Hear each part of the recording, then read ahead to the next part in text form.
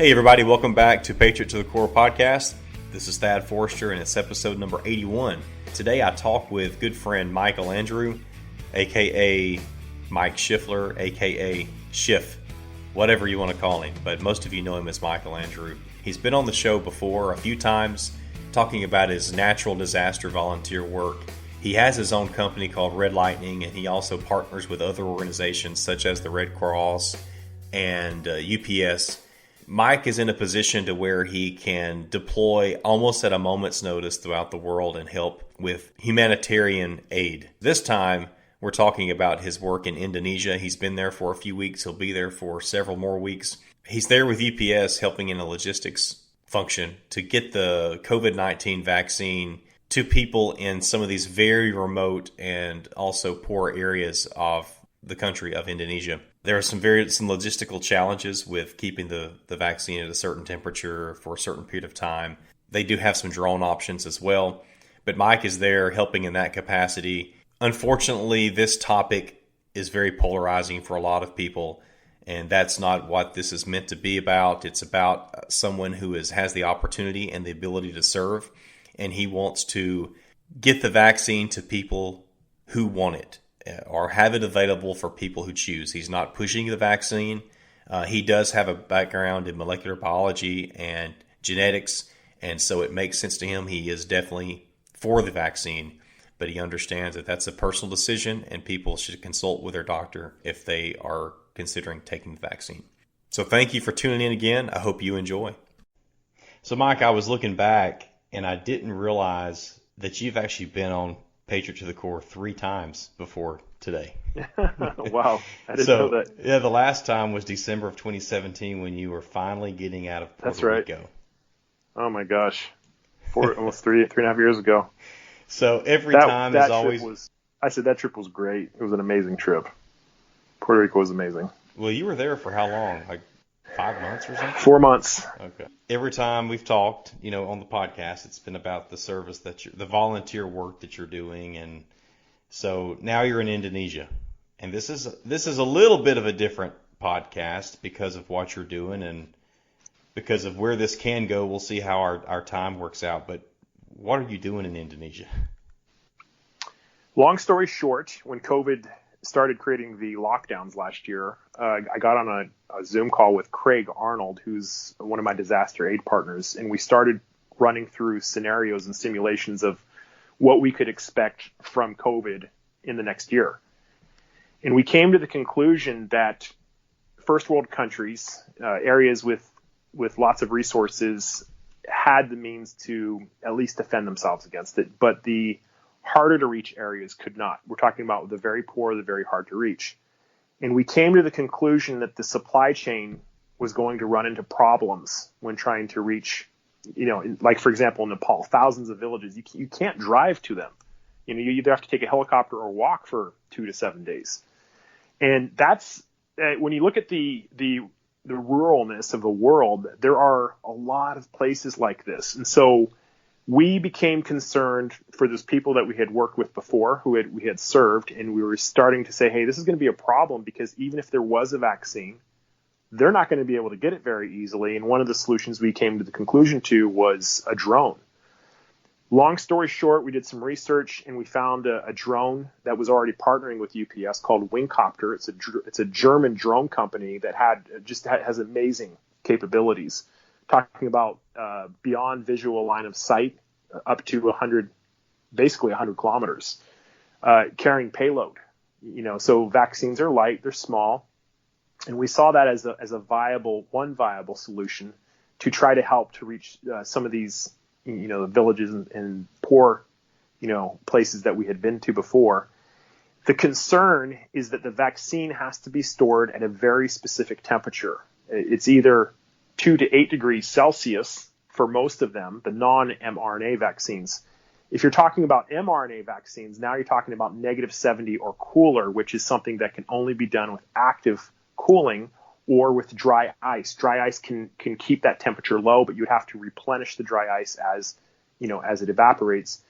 But long story short, there's a huge problem of trying to bring the vaccine to these remote places that do not have electricity and inroads. That's the short answer. So we got on conference calls for pretty much a year, and we determined that Indonesia was on the top of our list for concerns because, number one, highly populated, 280 million people, and then a very tough geographical terrain, 17,000 islands. So when you get that many people scattered over so many places, it's a big challenge. So that's the short answer. When the opportunity came to go to Indonesia, I said yes, and here I am. And so I'm working on a big project, and I'm working on some of this outreach to the smaller villages. That's the short story of how I ended up here. I know you have a lot of experience with this, and you've worked with UPS, with the Red Cross, probably others, but why you? Why did they ask you to go to Indonesia?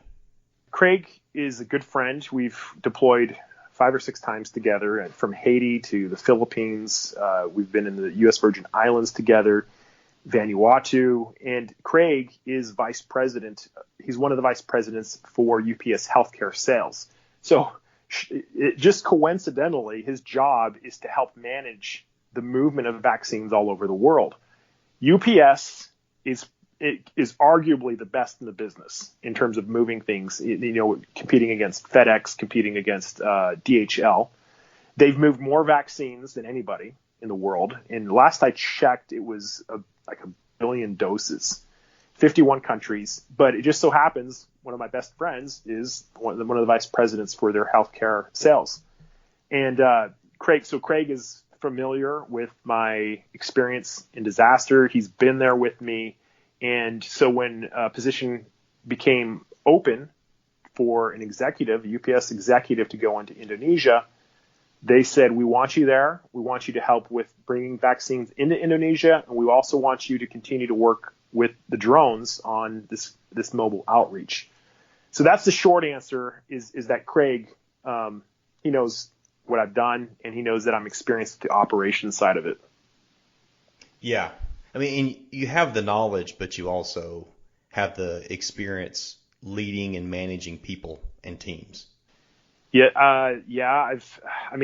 Every trip is a learning experience. And so, every trip I've been on, it's been I've learned so much, the bottlenecks, the red tape, how to navigate, how to, get the right connections with the right people, who makes plays, who do not, all of those things come into play in terms of actually being effective at what you try to do.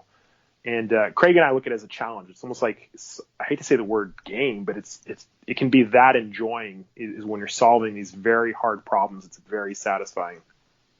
The vaccine. Now, this can be a hot topic. So sure.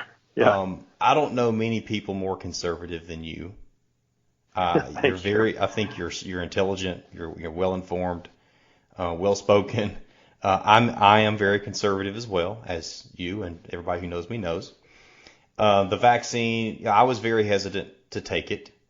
My wife was not as hesitant, and really the reason why I did it so quickly is because our youngest son has had heart issues. He's had multiple surgeries. He's high risk, and we were very concerned about him because if you look at all of the problems that COVID could cause, man, he just checked so many boxes. So we were a little maybe even over vigilant. I'm not sure during at least the past, a little over a year.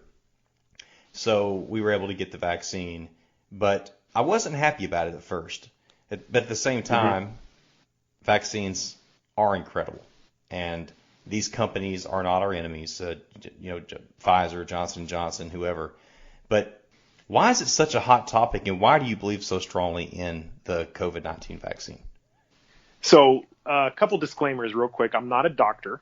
My training is in molecular biology. So I have a master's degree in molecular biology. I have an MBA in biotechnology. For those that know me, I was 5 years into a PhD in genetics. And so these molecules are kind of my world. I'm not an immunologist. I'm not a doctor. But the first thing I would say is that people should be having the conversation with their own doctors. That's really where it should start. It's just as reckless to tell people not to take the vaccine as it is to take the vaccine, because that's medical advice. And we're seeing in social media people who they read something and they think they know something, and now they're giving other people medical advice. I have friends that knowing their history, I would say you probably shouldn't take it, but go talk to your doctor first. Most normal, healthy people will probably have a really good experience with the vaccine if you have a strong immune response. But again, this is something you should talk to your doctor with. Now, I was worried about my dad accidentally getting it. I wasn't really worried about me dying from it, but my dad is over 70. And if I, had it and wasn't showing symptoms and I showed up to my dad, I might accidentally kill him. How many times has this happened, right? So that's kind of the same thought that I had. But the problem, and this is a political question too, because the conservatives have a consensus view, and the liberals, the left, also has a view, and they both get parts of the science wrong. And when I hear, this discussion with incorrect science, it's like scratching on a chalkboard, where I'm like, oh no, don't say that, it's wrong. And I'll just say, I'll call him out. Tucker Carlson on Fox, I like him, but boy, he does not understand the science, and he's doing tremendous damage for talking about the things that he is. And if you go into the science of what he's saying, he's straight up wrong. I'm a conservative. I like Tucker Carlson. And then on the left also gets a lot of things wrong where a lot of them are saying it has to be the vaccine. Well, not really, because if you've had COVID and you've recovered from it, that means your immune system has a way to fight it. And we're not seeing a lot of credit being given medically to the people who have had COVID and have recovered from it. They should, in my opinion, as a molecular biologist, they should pretty much be given the same seal of approval as somebody who's had the vaccine. Now, their immune response may not be as strong, but there's some good science that says they should have an immunological response for the rest of their lives if they've defeated COVID. It's probably beyond the scope of this discussion, but you can see there's both sides of this that get it wrong. And in the end, if you have a concern about the vaccine, you should do some basic research about what vaccines are. And there's answers to all the questions about the vaccine. We know more about the vaccines than we know about the actual virus. We know a lot more about DNA and RNA than we do, about the long-term effects of what the COVID virus will do to your body. Does that make sense? Yeah. Yeah. But why have you had some people that are friends of yours attack you? They think I'm doing the devil's work by trying to give poor people the same access to medicine that we have in the United States. And they see, there's these conspiracy theories that there's, 5G tracking technology in them, or, that we don't know anything about it at all. And it's all part of a Bill Gates conspiracy. And I just got one. Glowing stuff in your body. Oh yeah, there's all kinds of stuff. And the truth of the matter is, anything scientific in terms of the medical or molecular biology, when that research is done, it is published in the form of a scientific paper where the methodology, the steps taken to get that result, are published. That paper is then scrutinized by peers in the field who can either confirm or deny the findings. This has happened with the vaccines. So when Pfizer came out, they published their paper. Same with Moderna, same with AstraZeneca. All of them have published, with the exception, I'm not so sure about how much information we have about the Chinese versions of the vaccines, which is a completely different story. But the Pfizer and the Moderna, they've published those papers. They've been scrutinized. They've been confirmed. This isn't an opinion thing. This is something you can measure. Like you could use a ruler to measure the length of something. You can do the same thing in cell molecular when we're talking about immunology. And this is why I struggle when I see people on social media saying things that are just incorrect. For example, if you've been vaccinated, of course you can actually get the virus. Being vaccinated doesn't prevent your body from disallowing the virus to enter it. Does that make sense? And so yeah. A lot of people are surprised. Hey, I've been vaccinated and I have COVID. Oh my gosh, the vaccine didn't. Well, that's not how vaccines work. I don't know if you want to hear a general summary of it. I don't know if this is something your podcast listeners would want to hear. But vaccines are basically an early warning signal that's saying this pathogen is going to show up. Prepare now. In the same immunology, I can't even say it. The same immunological response happens in natural immunity as it does with being vaccinated. It's the same cells that are doing the work. The only difference is your body is prepared to fight. If we lived in the Old West and there was a werewolf going around, turning people into zombies or other werewolves, would you put up a wanted sign in the towns that hadn't seen it yet? Of course you would. You would put up these wanted signs and said, with a picture of the werewolf and saying, this guy's going to show up and start turning your, all your population into werewolves. Silver bullets will kill it. That is what the vaccine is. It's preparing your immune system to fight. So when that werewolf shows up, not only are there bazillions of silver bullets made, there's 10,000 members of the posse ready to kill it. So that's kind of like a general overview, in fun language of what a vaccine does. It is preparing your immune system to dominate a very specific pathogen when it shows up. So it doesn't keep it out of the town. It just prepares them to kill it. And so, that's kind of like the overview of it. Why do you care so much about the vaccine when statistically such a small percentage of people are dying from it? Right. Yeah, it's a great question. When you start playing with numbers, it's easy to make it look small, but there's been 3.5 million people who have died from it. That's not a small number, so the statistic part of it, I've never really prescribed to. The way COVID kills you is basically pneumonia, and it strangles you. You're not able to retain oxygen, and you suffocate. That's how it's killing you. This is why we need, ventilators and rebreathers, and people are being put on oxygen. It's probably one of the most terrible ways to die. And deaths in the United States is 600. I think it's like 500 or 600, almost 600,000 now.